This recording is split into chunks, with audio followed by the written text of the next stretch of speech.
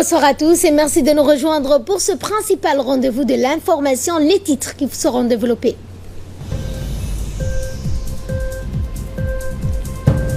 Et nous allons donc voir ce soir Demirjougou, le nouveau pôle de développement de la région d'Arta. Dans l'actualité internationale, cette guerre commerciale entre la Chine et les États-Unis concernant les terres rares au cœur du conflit. Mais avant de développer ces titres, le Premier ministre Abdelkader Kamel Mohamed a regagné la capitale après avoir accompli le pèlerinage à la Mecque. Avant son départ de Jeddah en Arabie Saoudite, cet après-midi, le Premier ministre a été salué par son Altesse royale, le prince Mishal Ben Majid, gouverneur de Jeddah, à l'aéroport de Roi Abdelaziz, ainsi que de l'ambassadeur de la République de Djibouti auprès du Royaume d'Arabie Saoudite, Diaddin Saïd Ben Makhrama. Santé cette fois, et dans le cadre de la semaine mondiale de l'allaitement, le département de la santé, par le biais de la direction de la santé de la mère et de l'enfant, a mis en œuvre des activités de sensibilisation sur toute l'étendue du territoire national. C'est dans cette optique que l'hôpital Cheko a organisé une journée de sensibilisation sur l'allaitement, une opération de sensibilisation dans le cadre de cette semaine mondiale. L'allaitement maternel qui est un choix personnel et bénéfique pour la croissance de l'enfant.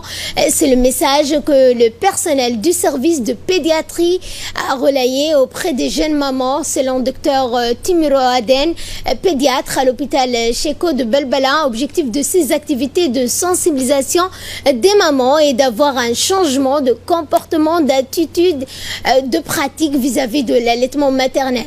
À l'hôpital Cheko de Belbala, les équipes soignantes et médicales ont été formées sur l'ensemble des questions autour de l'allaitement pour mieux sensibiliser les patientes sur les différentes pratiques.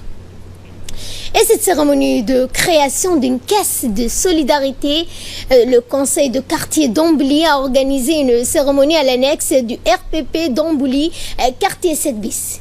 Eh bien, a été présent le député Ibrahim Ahmed Abdo, le président du conseil de quartier, Madame Saada Ismail, les sages du quartier, le représentant du ministère de Solidarité, le représentant de l'ONG Phoenix d'Angleterre et le président de l'annexe RPP, Monsieur Hassan Omar, et le Mufti Shamsuddin de Djibouti. Cette cérémonie a été une grande réussite et l'ensemble des personnes présentes ont apprécié cette noble initiative, à savoir la création d'une caisse de solidarité, une banque alimentaire et un bureau de matériel. Et dans notre dossier de ce soir, nous allons parler de logement, un impératif social, mais également une nécessité. C'est dans cet esprit que l'année 2018, selon les termes du président de la République, était l'année du logement pour tous. Regardez. Le logement pour tous est un impératif social et également une nécessité. Tous les Djiboutiens doivent avoir un accès à un logement abordable en fonction de leurs revenus. Le président Guelleh nomme l'année 2018 l'année du logement. Cette année-là sera pour le logement pour tous. C'est dans cet esprit que le président de la République, son Excellence Ismaïla Omar Guelleh, va procéder à la pose de la première pierre du projet de construction de 500 logements sur les 1000 logements programmés sur le site PK13. Cette initiative va mettre au cœur de ses actions le développement de l'habitat, et en particulier de l'habitat collectif. Le ministère compte réaliser par le biais du Fonds de l'habitat une première phase de 500 appartements sur un programme de construction de 1000 appartements. Le 7 janvier 2018, le président de la République va procéder à la pose de la première pierre du projet de construction de 844 appartements au site PK13. La ville s'agrandit, Djibouti se construit, les bâtiments naissent.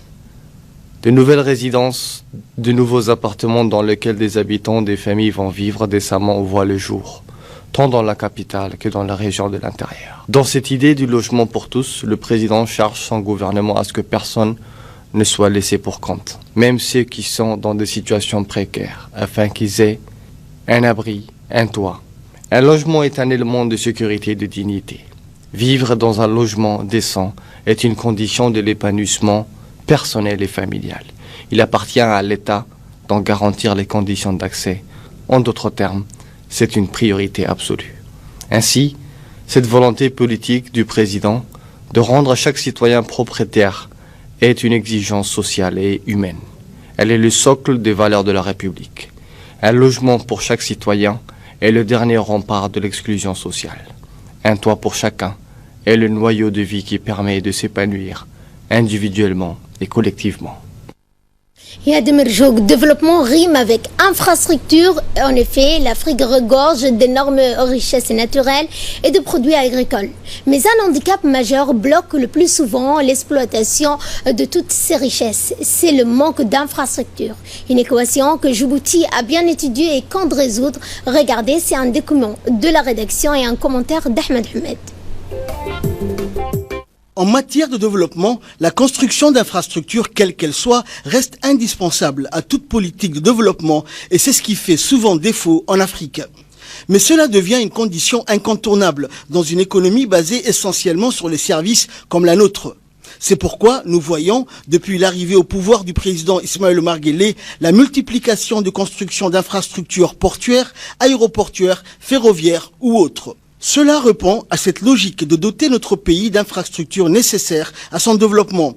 Une politique qui se poursuit toujours et très visible actuellement à Damerjoug, où se construit un autre pôle de développement.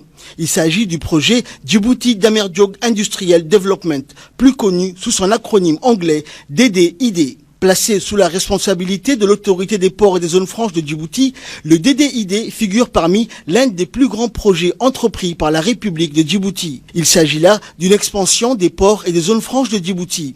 Ce méga-projet comprend la construction d'un nouveau parc de zones industrielles dans la région de Damerjoug. Le projet DDID inclut aussi une zone portuaire où il est prévu de créer plus de 20 000 emplois. La période de construction de ce méga-projet est de 15 ans. Commencé en 2008, la première phase s'achèvera en 2023.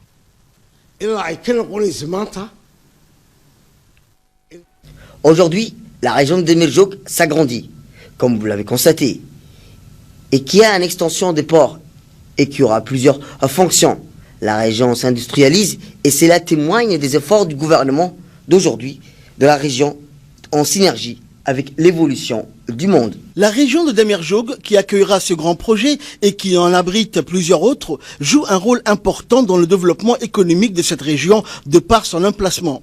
Damerjoug, qui se situe à une trentaine de kilomètres de la capitale, constitue ainsi un Eldorado pour les secteurs privés qui veulent tous s'installer dans cette sous-préfecture. Mais cette sous-préfecture accueille déjà plusieurs structures et des sociétés mises en place par le gouvernement ou par des investisseurs privés. En effet, nous avons à Nagad la gare, la société Prime Project, l'ISA ou Institute School of Africa, le refuge des camps pour les amoureux de la vie animalière, la China Free Zone, plusieurs infrastructures portuaires, le centre de quarantaine et sanitaire de bétail à Damerjoug, la société Djibah, spécialisée dans l'exploitation des fruits de mer et qui ouvrira ses portes très prochainement pour ne citer que cela. Concernant le village de Damerjoug, il existe depuis 1962, au moment où fut construite la première école primaire de la sous-préfecture. Aujourd'hui, la sous-préfecture de Damerjoug compte 10 000 habitants, dont environ 4 000 vivent dans le village de Damerjoug. 12 localités dépendent administrativement de cette sous-préfecture. Toutes les structures nécessaires de base sont également présentes dans le chef-lieu de la sous-préfecture, comme le Damerjoug Marketplace ou le marché de Damerjoug, plusieurs quartiers bien structurés, un poste de santé, une brigade de la gendarmerie nationale, une école primaire, un camp militaire des forces armées djiboutiennes, un CEM ou collège d'enseignement moyen qui existe depuis 1998 et un centre de formation professionnelle ou CFPD. Il fut un temps où la région n'a cessé de s'agrandir. En 1968, il y avait la première infirmerie militaire, puis un grand hôpital avec plus de 14 lits. C'est avec le temps que cette région s'est agrandie, comme vous pouvez le constater. Ainsi, Damerjoug reste la terre promise des Djiboutiens. Tout Djibouti, en effet, voudrait s'implanter dans cette sous-préfecture et y posséder son lopin de terre, d'où le développement à vue d'œil de cette région qui sera amené à jouer dans les années à venir un rôle de nouveau pôle de développement économique et industriel du pays. Et un mot de sport avec la 7e édition du tournoi du Corridor à Yoboki qui se déroule du 15 au 17 a vu la participation de 9 équipes représentatives de 9 localités riveraines du Corridor international de Djibouti, à savoir Ouéa, Mouloud, Dikil, Galamo, Korambous, Yoboki, Galafi, Asabahari. Cet événement périodique organisé par l'association Génération pour le développement et la solidarité, cet événement sportif est placé sous l'égide du secrétariat d'État à la jeunesse et au sport, représenté par une forte délégation conduite par l'inspecteur général du secrétariat d'État à la jeunesse et au sport, Moussa Ali. Ce rendez-vous annuel des jeunes issus des villes et localités riveraines du corridor international de Djibouti est une opportunité que les jeunes sportifs ont saisi pour démontrer leur talent. Comme à l'accoutumée, les participants ont disputé des compétitions sportives telles que le football, le cross, mais aussi des jeux traditionnels comme la lutte et le jeu de pal appelé Corso. Le sport permet de lutter contre la délinquance juvénile. Et vraiment, ça, c'est un honneur pour nous. Nous remercions toutes les localités qui se sont déplacées de chez eux pour venir jusqu'ici prendre part à ce grand événement. Thème bien précis. Et le thème de cette année et de ce tournoi de cette 7e édition, c'est qu'il faut beaucoup parler de l'utilité et de l'importance du tronçon du corridor qui a commencé de Pékadou jusqu'à Galafi. Outre les activités sportives, nous avons également prévu d'organiser des ateliers de sensibilisation dans lesquels nous sensibilisons les jeunes sur l'utilité du corridor, l'importance du corridor et comment les préserver et comment les sauvegarder. Donc je profite de l'occasion pour adresser mes sincères remerciements au gouvernement qui ont déjà débuté les travaux de construction de la route, à commencer par Galafi. C'est ça pour les Yobokois et pour toutes les localités du corridor, c'est vraiment un atout, c'est une bonne nouvelle et nous remercions le gouvernement pour cette initiative. Donc je remercie également le secrétariat d'État à la jeunesse qui ne ménage aucun effort pour nous soutenir ici durant chaque événement, et en particulier le secrétaire d'État à la jeunesse, M. Hassan Mohamed Kamil. Donc, et nous remercions pour l'apport, pour l'appui. Nous remercions également tous les sponsors de peu de loin. Et nous allons à Obok où l'association Adjo a procédé à une distribution de glacières pour la coopérative de pêche de Korangar et d'Obok et un frigo solaire plus glacière pour la coopérative de pêche. Ce projet donc a été financé par la coopération allemande pour aider les pêcheurs à produire, exporter et lutter contre la perte liée à la chaleur et au manque de conservation, mais aussi de contribuer au développement économique de la région. Les pêcheurs n'ont pas hésité à remercier la coopération allemande, plus particulièrement Madame Honke, l'ambassadrice de la République fédérale d'Allemagne. Et les gendarmes de la brigade de PK12 ont, le 15 août dernier, au cours d'une perquisition de domicile, découvert des machines industrielles pour le dessalement d'eau et 20 bonbonnes d'eau prêtes à être vendues. Le mis en cause dessalait l'eau du robinet puis revendait la marchandise aux sociétés chinoises implantées sur le territoire pour éviter qu'elles n'achètent des marques d'eau locales. Les investigations ont permis d'estimer la production journalière entre 15 à 20 raisons de 600 francs l'unité, soit un bénéfice net de 850 000 francs Djibouti. Ce ressortissant étranger ne disposant d'aucune autorisation, les autorités pour la fabrication et la commercialisation de produits de consommation, il a été placé en garde à vue et sera déféré devant la justice pour répondre de ses actes. À titre de rappel, ce même individu a été déjà arrêté pour des faits similaires le 26 septembre 2018. Et dès là, nous passons à l'actualité internationale et cette guerre commerciale entre la Chine et les États-Unis. Les terres rares sont devenues donc l'élément clé de la guerre commerciale entre les États-Unis et la Chine. Il y a quelques jours, l'association chinoise de l'industrie des terres rares a protesté contre les nouvelles taxes douanières imposées par Donald Trump, accusant Washington d'harcèlement. Pékin a par ailleurs donc souligné que ces taxes devraient être payées par les consommateurs et les marchés américains.